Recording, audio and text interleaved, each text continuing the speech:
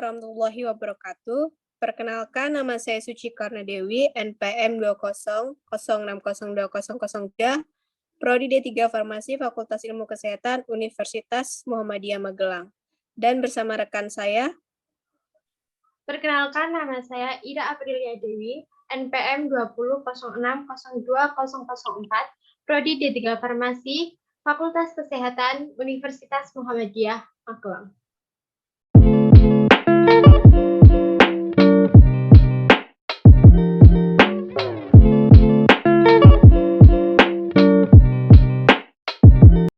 Assalamualaikum warahmatullahi wabarakatuh.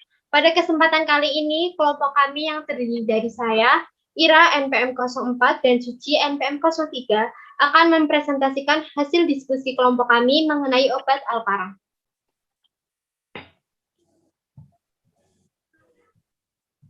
Sebelum membahas obat Alpara, kita akan membahas tentang batuk terlebih dahulu. Batuk merupakan refleks normal sistem pernafasan tubuh untuk mengeluarkan benda asing dari saluran pernafasan. Batuk merupakan sesuatu yang normal. Sebetulnya sebagian besar batuk yang biasa kita alami termasuk masalah kesehatan ringan yang bisa sembuh dengan sendirinya tanpa diobati dengan khusus. Batuk biasanya disebabkan oleh virus seperti flu. Gerakan batuk dikendalikan oleh sistem syaraf pusat di otak. Refleks ini disebabkan oleh infeksi virus, infeksi bakteri, alergi debu, alergi makanan, dan lainnya. Karena itulah pemilihan obat batuk harus disesuaikan dengan penyebabnya. Batuk yang disebabkan oleh infeksi butuh obat yang berbeda dari batuk yang disebabkan oleh alergi. Jenis batuk pun bermacam-macam. Ada batuk yang tidak berdahak atau sering disebut batuk kering, ada batuk yang disertai dahak, ada juga batuk yang disertai sakit kepala dan hidung tersumbat. Masing-masing jenis batuk ini membutuhkan obat yang berbeda sesuai dengan gejalanya.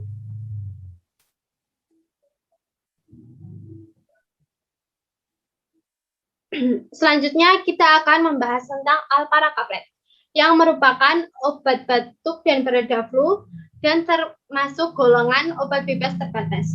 Indikasi obat ini digunakan untuk meringankan gejala flu seperti demam, sakit kepala, hidung tersumbat, dan bersin-bersin yang disertai batuk.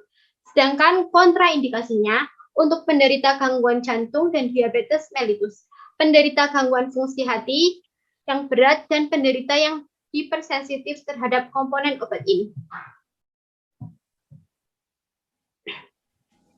Komposisi dari Alpara Kaplet terdiri dari paracetamol 500 mg yang digunakan sebagai pereda demam dan sakit kepala, kemudian fenilpropanolamin HCl 12,5 mg digunakan untuk mengobati gejala hidung tersumbat, kemudian ada chlorpheniramine maleat 2 mg yang bekerja sebagai antihistamin atau anti alergi sehingga obat ini digunakan untuk mengatasi gejala flu seperti demam, sakit kepala, hidung tersumbat, dan bersin-bersin yang disertai batuk.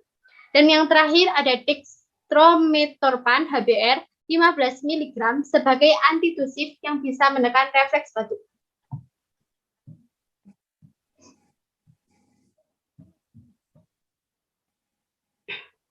Berikut merupakan efek samping dari penggunaan Alpara Kaplet.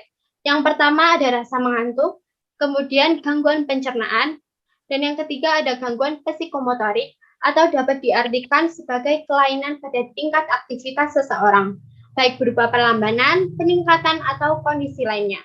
Kemudian ada takikardia, yaitu keadaan di mana detak jantung melebihi 100 kali per menit. Dalam keadaan normal, jantung berdetak sebanyak 60 hingga 100 kali per menit. Kemudian ada aritmia, yaitu gangguan yang terjadi pada irama jantung. Penderita aritmia bisa merasakan irama jantungnya terlalu cepat, terlalu lambat, atau tidak teratur. Kemudian ada mulut kering dan palpitasi, yaitu sensasi jantung berdenyut kencang, berdebar, tidak teratur, atau melompat-lompat, dan sering mengganggu namun hampir tidak pernah ada tanda-tanda penyakit jantung. Dan yang terakhir ada retensi urin, yaitu kesulitan buang air besar dan sepenuhnya mengosongkan kandung kemih. Penggunaan Alpara Kaplet dosis besar dan jangka panjang dapat menyebabkan kerusakan fungsi hati.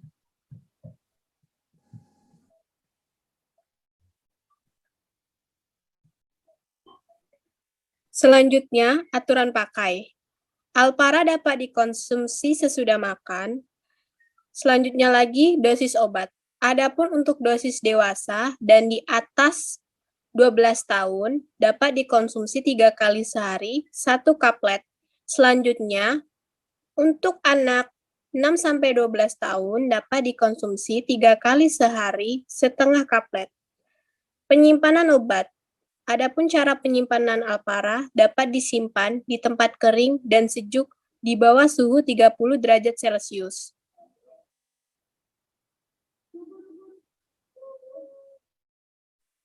Next. Adapun hal-hal yang perlu diperhatikan dalam mengkonsumsi Alpara. Yang pertama, dapat menyebabkan kantuk. Jadi selama minum obat, tidak boleh mengendarai kendaraan bermotor atau menjalankan mesin. Yang kedua, hati-hati penggunaan bersamaan dengan obat lain. Karena mengkonsumsi bersamaan dengan obat lain dapat menekan susunan saraf pusat, serta pengguna yang mengkonsumsi alkohol meningkatkan resiko kerusakan hati, terlebih penderita debil atau hipoksia atau kekurangan oksigen. Yang ketiga, dapat menyebabkan depresi pernapasan atau gagal bernapas dan susunan saraf pusat. Ada penggunaan dengan dosis besar atau pasien dengan gangguan fungsi pernapasan, misalnya asma, emfisema, tidak dianjurkan penggunaan pada anak usia di bawah 6 tahun, wanita hamil, dan menyusui, kecuali atas petunjuk dokter. Untuk kategori kehamilan, itu kategori C, mungkin dapat beresiko. Next.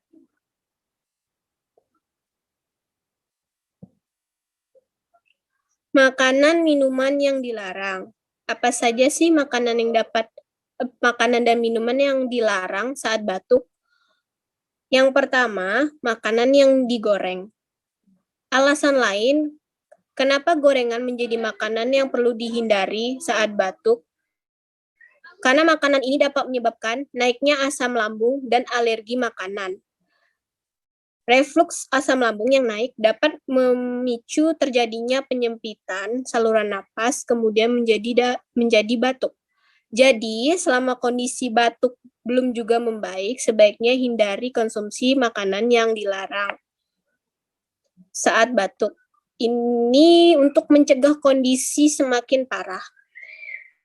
Yang kedua, minuman yang mengandung kafein. Hal ini disebabkan karena kafein dapat memicu gas asam dari lambung naik kembali ke tenggorokan. Kondisi ini dapat menyebabkan tenggorokan terasa gatal. Akibatnya batuk buruk dan tidak kunjung sembuh. Yang ketiga, makanan pemicu alergi. Adapun beberapa makanan penyebab alergi sehingga memperburuk kondisi batuk. Makanan tersebut berupa makanan laut, telur, dan lainnya. Mengenali makanan yang bisa memicu alergi dalam tubuh sekaligus menghindarinya adalah salah satu cara tepat untuk meredakan atau bahkan mencegah batuk timbul kembali. Next.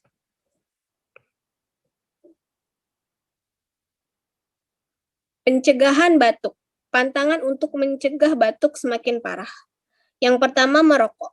Asap rokok dapat mengiritasi sehingga batuk semakin parah, maka mengakibatkan pemulihan yang dilakukan akan semakin lama. Makanan banyak saat malam hari. Saat batuk, usahakan ya, jangan makan berlebihan pada malam hari, terutama pada saat menjelang tidur.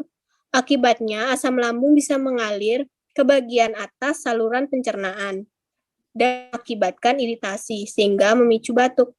Jadi biasakan diberi jarak ya antara jarak makan dan tidur yang ideal, minimalnya adalah 2 jam.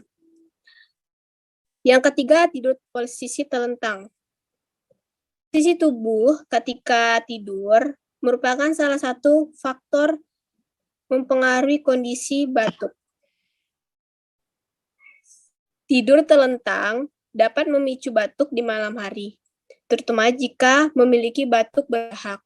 Posisi tidur ini bisa menyebabkan dahak menumpuk di saluran pernapasan, sehingga memicu batuk timbul terus-menerus. Untuk mencegah batuk, cobalah tidur dengan posisi miring. Yang terakhir, bekerja terlalu larut. Bekerja terlalu larut seperti lembur mengerjakan tugas, lembur bekerja, dan melakukan aktivitas yang berlebih hingga terlalu malam. Sebaiknya dihindari saat kondisi batuk. Kelelahan akibat lembur bisa melemahkan sistem kekebalan tubuh, padahal imunitas tubuh berperan penting dalam melawan penyakit yang menyebabkan batuk. Sekian dari kelompok kami, terlebih dan terkurang mohon maaf, karena sejatinya manusia tidak ada yang sempurna. Wassalamualaikum warahmatullahi wabarakatuh.